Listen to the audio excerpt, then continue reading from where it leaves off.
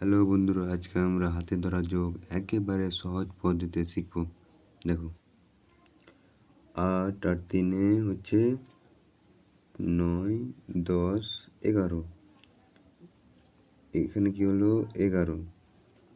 যে ডান দিকের সংখ্যাটা সেই সংখ্যাটা এখানে বসবে আর বাঁ দিকের সংখ্যাটা হাতে যাবে।